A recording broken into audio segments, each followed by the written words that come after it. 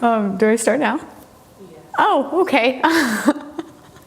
My name is Jaselynn, and I am an intern at Youth Rock, and this is my story. So I have to think, I was around 14. That was like a couple years ago. I'm like 17 now. And I was going through like a hard time in school. And I didn't really have a lot of friends. I mean, I had friends, they just weren't like close. And that made me go down like a wrong road.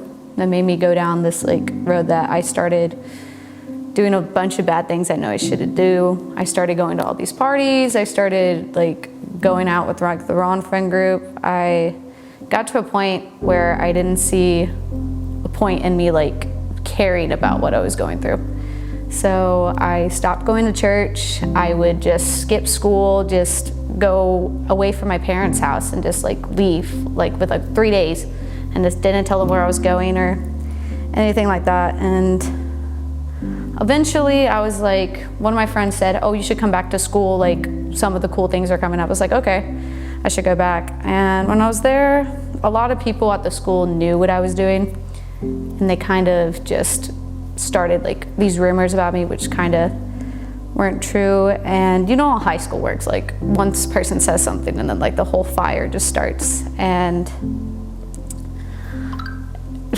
it got to a point where I didn't really see the point of actually like just being there. Like wanted to disappear. I didn't want to be here. And so I decided that if I was going to be in charge of my own life, then I should be able to dictate what I do and what happens. And so I got to a really low point where I decided that I didn't want to live anymore. And I decided that I was going to make the decision and it was going to be my choice. And whew, I don't remember much of that day. But what I do remember is that during when I was doing all this, all I can think about is that was God. I called my friend, because this happened at the school. I did this at the school, and she came running in. This is what first she said. She came running in and she found me on the bathroom floor, the school bathroom, just completely like frozen. I wasn't moving, I wasn't doing anything. And she's the one that called 911. I was put in an ambulance and I was transferred to the ER, and they had to do all this stuff. I wasn't responsive for a little while, and I was put in a mental facility to get my mind straight. And while I was in there, some of the people from the church came and saw me, and some of them came in and they told me that they loved me, and I hadn't heard that for a really long time. And they kind of just happened. Like I was just sitting in this little bed I was in, just thinking like, why am I doing these things? And I decided I was gonna get my life back on track.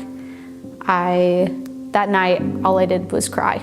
I cried my heart out. I didn't know what I was doing. I was doing all these hateful things to God. And then I was like, you know what, Jaselynn, you gotta get your life back together. You gotta get this whole thing back together. So after I got out, I started going to school, started getting straight A's, started getting more involved in church. I wanted to be a Youth Rock intern, so I was like, you know what, let's do this thing. Let me be like this little hype person in Youth Rock. And even like last summer, I went down to River Point and I was an intern, and it's just crazy to think that how God can just like change your life, because without him right now, I wouldn't be here. And I can literally say that without him, I wouldn't be here. And he is just, I'm sorry, I'm getting emotional, but without him, I wouldn't be where I am today. So I am now, I'm in like top 10 to get valedictorian. I got accepted into college, which is crazy because I didn't know I was gonna do that. I'm gonna become a minister and I'm gonna do all these cool things, and I'm so excited. And yeah, I guess that's me right now, but